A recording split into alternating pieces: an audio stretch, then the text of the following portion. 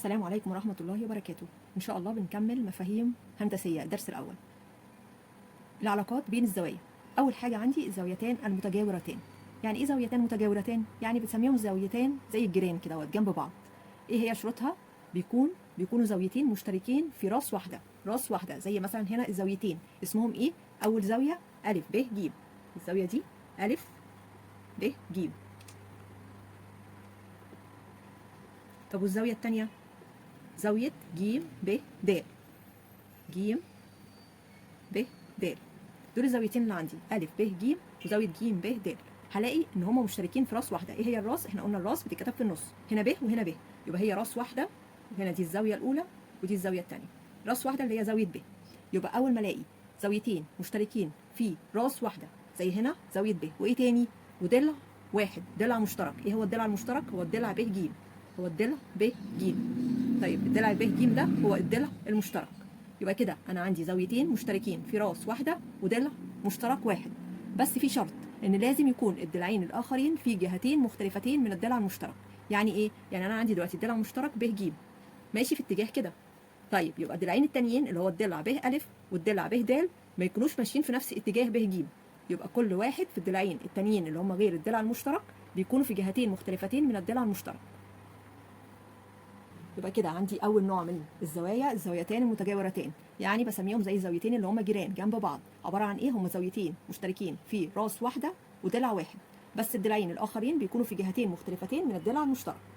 بعد كده في الزاويتان المتتامتان. ايه هما الزاويتان المتتامتان؟ هما زاويتان مجموع قياسهما 90 درجه. اول ما اشوف كلمه متتامتان يعني 90 درجه على طول اعرف كده متتامتان يعني مجموعهم 90 درجه على طول. يبقى زي مثلا زاويه ا قياسها 30 درجه وقياس زاويه ب قياسها 60 درجه، يبقى زاويه ا تتممها زاويه ب. تتمم يعني متتمتان. الزاويتين ا وب دول زاويتان متتمتان. ليه؟ لان 30 زائد 60 بيساوي 90 درجه. يبقى اي زاويتين مجموعهم 90 درجه دول زاويتان متتمتان. الزاويتان المتتمتان مجموع قياسهما 90 درجه. بعد كده الزاويتان المتكاملتان. ايه هما الزاويتان المتكاملتان؟ يعني هما زاويتان مجموع قياسهما 180 درجه. اول ما اشوف كلمه متكاملتان اعرف ان مجموعهم على طول بيساوي 180 درجه. زي قياس زاويه ا ب 30 درجه وقياس زاويه ب 150 درجه. قياس ا بتكمل زاويه ب. ازاي؟ لان مجموع 30 زائد 150 مجموعهم بيساوي 180 درجه. يبقى هقول قياس زاويه ا تكمل قياس زاويه ب.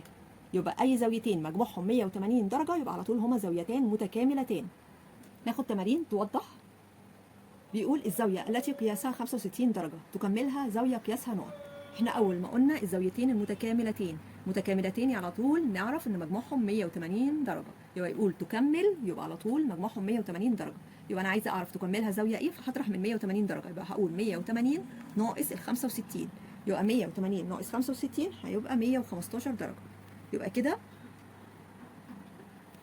الزاويه اللي قياسها 65 تكملها زاويه قياسها 115 درجه. جت ازاي؟ تكمل يبقى مجموع الزاويتين المتكاملتين مجموعهم 180 درجه. يبقى هطرح من 180 درجه الزاويه اللي هو عطاها لي يديني الزاويه اللي بتكملها. الزاويه التي قياسها 75 درجه تتممها زاويه قياسها نقط. تتمم يبقى على طول 90 درجه. مجموع الزاويتين تتمم لان الزاويتين المتتامتان مجموعهم 90 درجه. يبقى لما يقول لي تتممها يبقى على طول اعرف ان مجموعهم 90 درجه. يبقى على طول هطرح من 90. هقول 90 ناقص اللي هو عطاها لي الزاويه اللي عطاها لي 75. 90 ناقص 75 هيدي 15 درجه. يبقى كده هتساوي 15 درجه. إذا كان زاوية أ وزاوية ب زاويتان متتامتان يبقى على طول أول ما ألاقي كلمة متتامتان يبقى مجموعهم كام؟ 90 درجة. قياس أ بتساوي 42 درجة، فإن قياس زاوية ب بتساوي كام؟ يبقى على طول بنطرح من 90 درجة طالما زاويتان متتامتان. هقول 90 ناقص 42 هيساوي 48. يبقى كده قياس زاوية ب بتساوي 48 درجة. يبقى على طول لما يقول زاويتان متتامتان يبقى مجموعهم 90 درجة، يا إما تتمم أو متتامتان.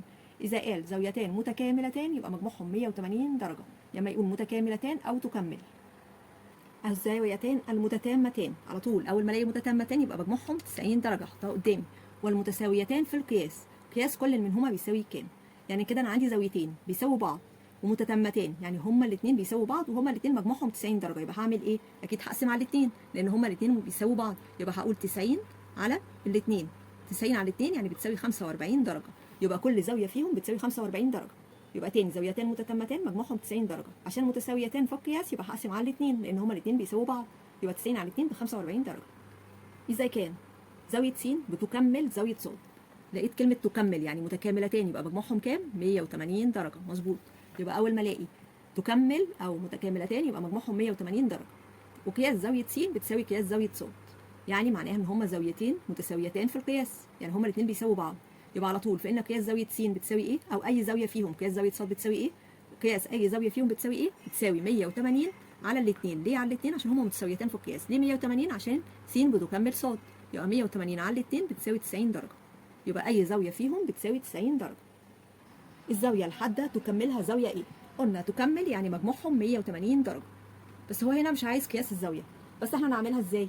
الزاويه حاده، يعني مثلا نفرض اي قياس زاويه للحاده، مثلا الحاده خليها مثلا 30 درجه، تكملها زاويه كام؟ فاحنا نطرح تكمل يعني 180 ناقص 30 هيساوي 150 درجه. بس هو هنا مش عايز كام درجه، هو عايز يعرف هي تكملها زاويه نوعها ايه. طب ال 150 دي زاويه نوعها ايه؟ ما بين ال 90 واصغر من 180، يبقى دي زاويه منفرجه. يبقى انا كده عرفت ان الزاويه الحاده تكملها زاويه منفرجه. عرفت ازاي؟ فرضت مثلا اي قياس من الزاويه الحاده زي مثلا 30 20 40 اي زاويه تكملها، يعني كده مجموعهم 180. فطرحت 180 ناقص 30 هطلع 150. عرفت ال 150 دي زاويه منفرجه، يبقى كده ان الزاويه الحاده تكملها زاويه منفرجه. طالما هو عاطي نوع زاويه يبقى اكيد عايز الزاويه برده نوعها ايه. لكن لما يكون عاطي قياس زاويه فيكون عايز قياس الزاويه الثانيه بتساوي كام. الزاويه الحاده تتممها زاويه ايه؟ تتمم يبقى على طول مجموعهم 90 درجه. طب الزاويه الحاده مثلا افرض ان 30 درجه، الزاويه الحاده قياسها ب 30 درجه مثلا، فهقول 90 ناقص 30 هيساوي كام؟ هيساوي 60 درجه. يبقى الزاويه اللي طالعه دي قياسها ب 60 درجه، يعني دي اكبر من الصفر واصغر من ال90. ايه هي الزاويه؟ نوع الزاويه ايه اللي اكبر من الصفر واصغر من ال90؟ دي زاويه نوعها حاده. يبقى كده عرفت ان الزاويه الحاده تتممها زاويه حاده. الزاويه القائمه تكملها زاويه نقط. الزاويه القائمه احنا عارفين هي على طول بكام؟ 90 درجه.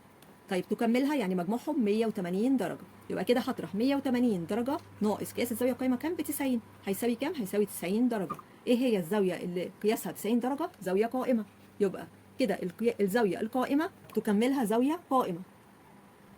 الزاويه القائمه تتممها زاويه نقط. تتمم يعني على طول مجموعهم ب 90 درجه. طب الزاويه القائمه اصلا قياسها بتساوي ايه؟ بتساوي 90 درجه. طيب تتممها زاويه ايه؟ فانا هطرح 90 ناقص 90 هيساوي صفر. صفر يعني قياس الزاويه ايه؟ قياس الزاويه الصفريه. يبقى هنا نوع الزاويه زاويه صفريه. يبقى الزاويه القائمه تتممها زاويه صفريه. اذا كان زاويه س وزاويه ص زاويتان متكاملتان، وقياس زاويه س بتساوي نص قياس زاويه ص، فان قياس زاويه س بتساوي نقط. طيب احنا عارفين نص يعني المفروض ان احنا بنقول 1 على الاتنين، دي النص. طب لو قال ضعف، ضعف يعني 2 إلى 1 يعني 2 على 1. يبقى لما يقول نص يبقى 1 على 2، والضعف 2 على 1. هنا قال قياس زاوية س نص قياس زاوية ص، هنا هستخدم النسبة. هنقول قياس زاوية س إلى قياس زاوية ص إلى المجموع. ليه المجموع؟ لأن هنا في أول حاجة قال إن س وص زاويتين مالهم متكاملتين، متكاملتين يعني مجموعهم 180 درجة. اتفقنا أول ما الاقي كلمة متكاملتين نحط على طول فوقيها 180 درجة، مجموعهم 180 درجة. طيب هو قال لي س نص ص، يعني س 1 إلى 2 يعني نص اهي 1 إلى 2 بتتكتب 1 إلى 2 أو بكتب 1 على 2، دي كلمة نص. تمام. يبقى قياس زاوية س إلى قياس زاوية ص 1 إلى 2 إلى المجموع. مجموع النسبتين دول كام؟ 1 و2 3، يبقى مجموعهم 3.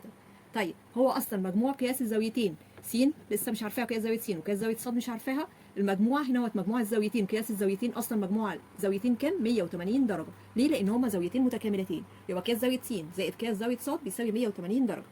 بعد كده بجيب قيمه الجزء. قيمه الجزء بتيجي ازاي؟ بقسم المجموع على المجموع 180 على 3. يبقى هقول قيمه الجزء بتساوي 180 على 3 يعني هتساوي 60 درجه. يبقى قيمه الجزء بتساوي 60 درجه. بعد كده قيمة الجزء اللي طلعت دي بضربها في نسبة كل واحدة، يعني س بضربها في 1، ولو عايزة ص بنضرب في 2. يبقى هو هنا دلوقتي هو عايز قياس زاوية ايه؟ قياس زاوية س. قياس زاوية س بتساوي قيمة الجزء بكام اللي طلعت؟ 60. 60 في نسبة الس بكام؟ 1. يبقى 60 في 1 يعني هتساوي 60 درجة. يبقى قياس زاوية س اللي هو عايزها 60 درجة. طب بفرض هو عايز قياس زاوية ص، هقول قياس زاويه ص بتساوي ايه؟ بتساوي قيمه الجزء اللي طلعت اللي هي 60 اضربها في نسبه الصاد. الصاد كان تحتيها كام؟ 2، يبقى هضربها في 2. يبقى 60 في 2 ب 120 درجه. وفعلا لو جمعت السين والصاد 120 و60 هيبقى مجموعهم 180 درجه. وفعلا مجموع الزاويتين المتكاملتين مجموعهم 180 درجه. يبقى احنا كده ماشيين صح. وبكده يكون الفيديو انتهى. اتمنى تكونوا استفدتم، والسلام عليكم ورحمه الله وبركاته.